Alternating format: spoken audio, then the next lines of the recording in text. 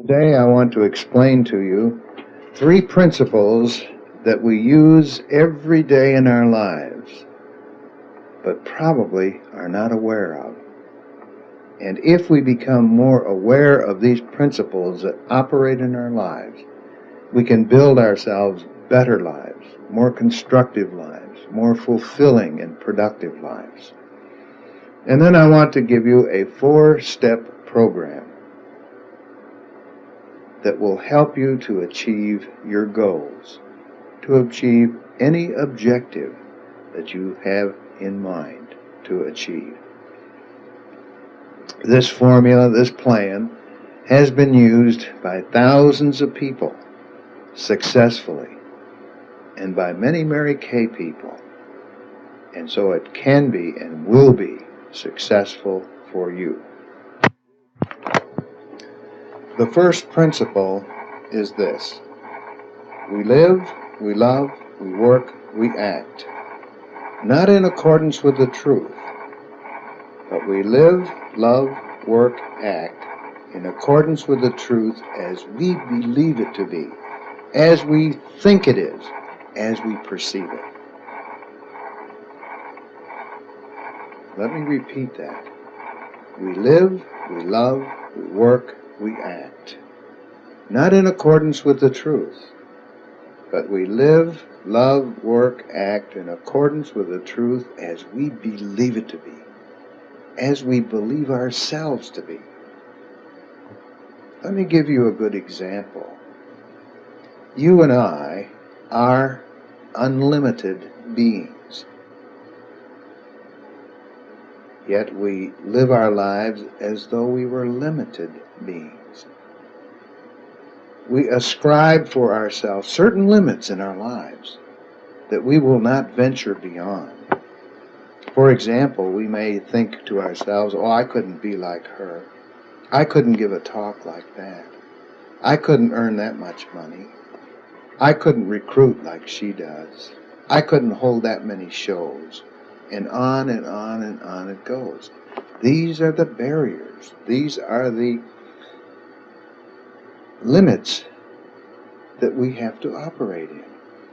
But the beautiful good news is that you can move beyond those limits. You can stretch those limits out to include more of the inner power and potential that you have to succeed, to do those things that you want to do.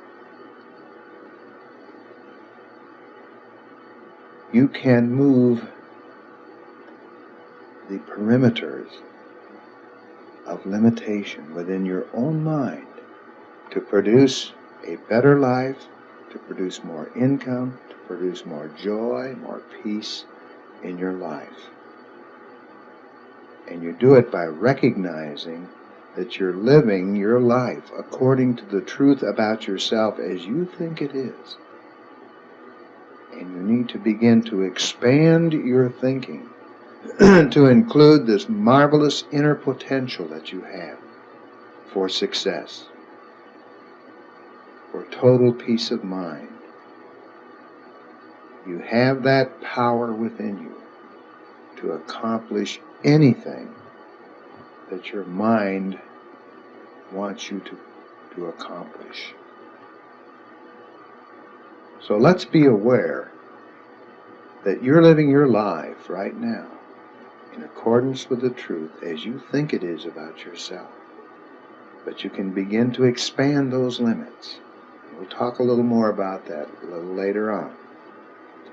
The second principle is we move toward and become like that which we picture in our minds, whether it's good for us or not. Let me repeat that. We move toward and we become like that which we picture in our minds, whether it's good for us or not. You see, you have a powerful, powerful mind. We all do. I'm not saying you're using it correctly. I'm saying that you have a powerful mind. And that powerful mind can and will bring you whatever you desire as long as you begin to use it properly. And you see, you and I are what they call teleological in nature, and that means that we think in pictures. And if you have a picture of yourself, I can't do this, I can't do that, you will gravitate, you will move towards fulfilling that picture in your experience. And it doesn't make any difference whether it's good for you or not. The law says you will move toward that picture. You see, we all live under the law of mind action, which says this: thoughts held in mind produce after their kind. In other words, as within, so without. So what we want to do is to build a mental equivalent in our minds of what we want in our experience out here. You know, so many times the human part of us wants to get out and change people and events and circumstances in the outer to make us feel better, you see. But what I'm telling you to do is build the mental equivalent inside of you, in your mind, of what you want to appear. Then, under the law of mind action, thoughts held in mind will produce a mental equivalent of its kind that you have built within your mind. There is a poem in a book called, it's a little booklet really, and it's called As a Woman Thinketh by James Allen. And right in the front of that there's this beautiful poem, and I want to repeat it for you. It goes like this: mind is the master power that molds and makes, and woman is mind, and evermore she takes the tool of thought, and shaping what she wills, brings forth 1,000 joys, 1,000 ills. She thinks in secret, and it comes to pass that environment out here is but her looking glass. So what we're saying is this, that whatever your experience is in the outer right now is a mental equivalent of what's going on in the inner, in your mind, in this powerful mind of yours. So our experiences, our success in Mary Kay, in your own business, is going to depend in great measure on what kind of food you're putting into your thought. What kind of thoughts? Are they creative and fulfilling and blessing? Are your thoughts positive? Do you have a high self-esteem? Do you know who and what you are? You're actually a perfect child of God. And we, all of us, need to act that out more and more in our life. Now let's turn to the third principle. It goes like this: all meaningful and lasting change begins first on the inner and then works its way to the outer. It must first start in the imagination. Let me repeat that. All meaningful and lasting change begins first on the inner and then works its way to the outer. It must first start in the imagination. Look at the word imagination. If you'll break it down, it means image making. And that's what we do in our minds, is we form images of the experiences, the thoughts, the feelings that we are having. And these become very powerful. So anytime that we need to and want to make changes, we do it on the inner, not in the outer. You do it on the inner first, and then let it work its way to the outer, and then a mental equivalent will appear in your experience.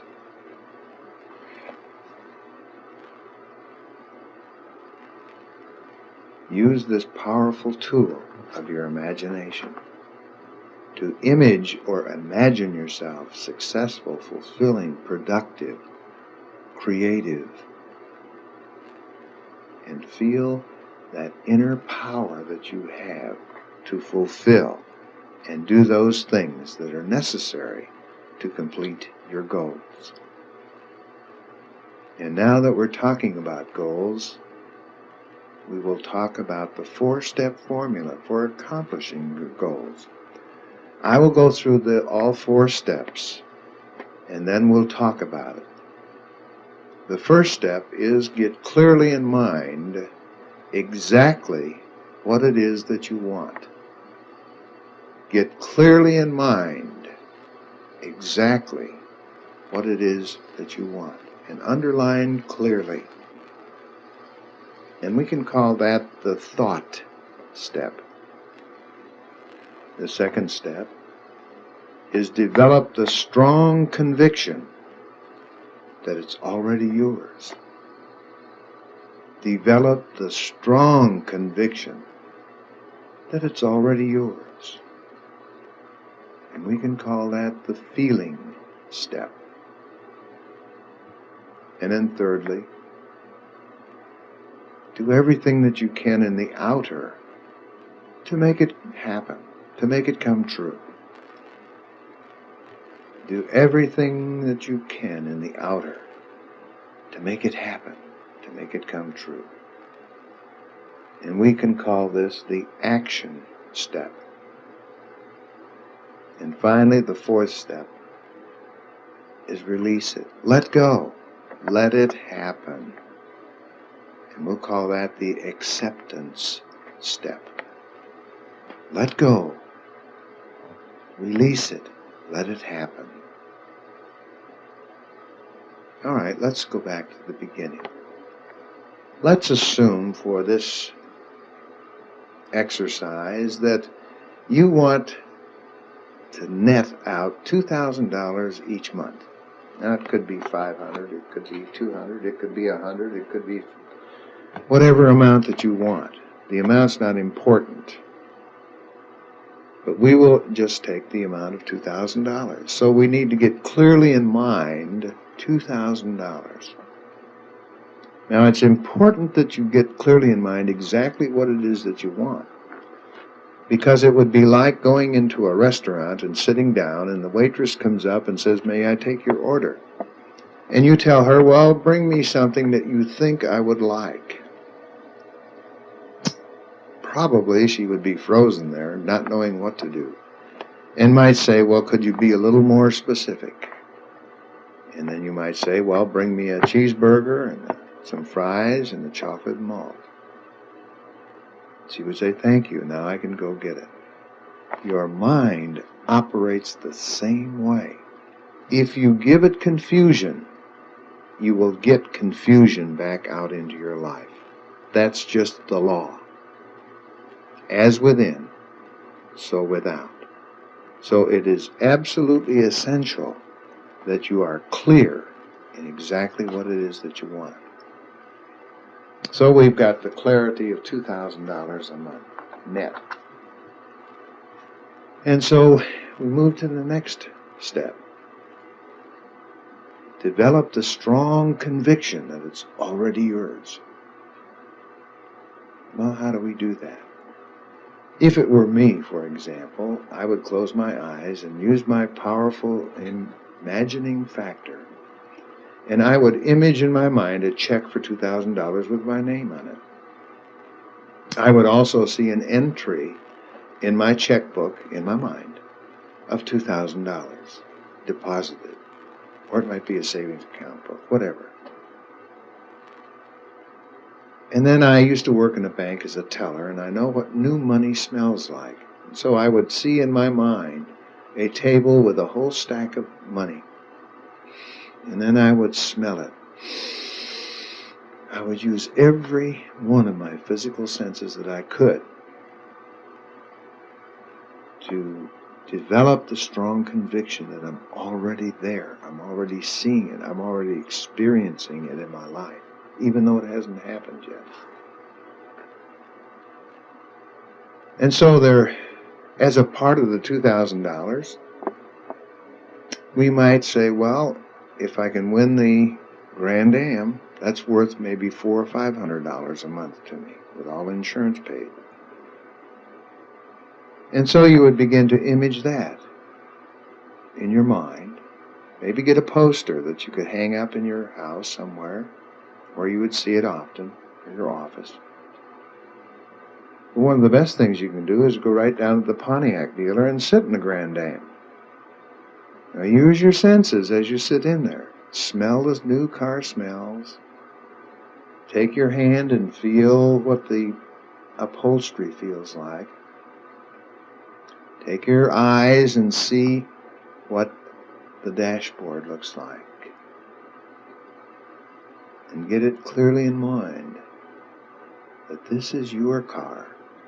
And I've had so many consultants tell me later, when they've used this technique, that even when they were driving their own car, before they earned the Grand Am, that they could actually smell the smells and feel the texture and see the dashboard as the dashboard that is in the Pontiac. And all that you see, your subconscious mind does not know the difference between what you vividly image in your mind and what is actually real. It does not have any power to judge.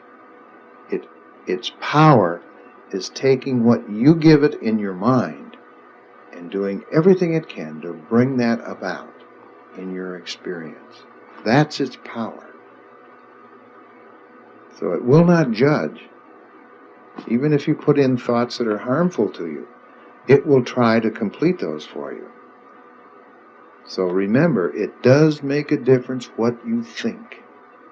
Put in the powerful thoughts that are creative and loving and fulfilling and productive. Now you also might want to, as a part of the $2,000, you might want to dovetail. This is where you have more than one show, for example, in one night, or a skincare class.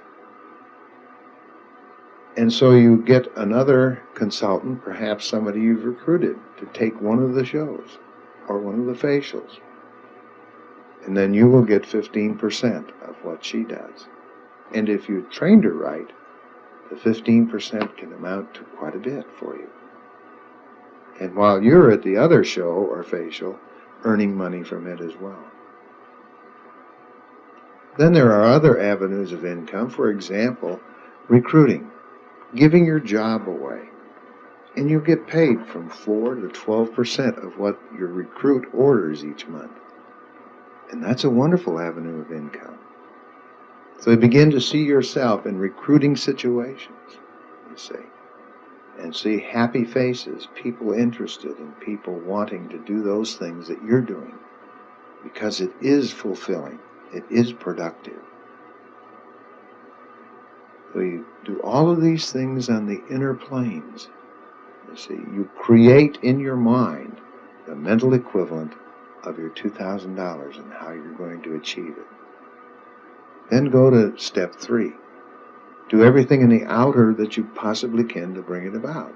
So you'd make the phone calls, you'd talk to people, you'd hand out your cards, you may write letters, and you do everything in the outer that it takes to do all of these things, to create skincare classes, to create facials, to create recruiting interviews, and all of these things that will be helpful to bring it all about. Now, this is the thing that you're doing in the outer. And you know what those are better than I do. And if you don't, then go to your director, because she will know exactly what to do. And then finally, just release it. Let it go. And when I say let it go, I'm talking about letting go anxious thoughts about it, anxiety, pressure, and tension. Did I do it right? Is it going to work? and so on. You know the thoughts that come like that. Reject them. Let it happen. See, don't be like the farmer that goes out and plants his corn seed, and then he runs out every other day to dig it up to see if it's going to germinate. See, that's so human. And from our human point of view, we get anxious about it. We want to know if it's going to work, and have I done it right? There's a beautiful little poem which illustrates this very point. And the author is unknown, but it's simply called Let Go and Let God.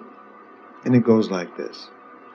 As children bring their broken toys in tears for us to mend, I brought my broken dreams to God because He was my friend.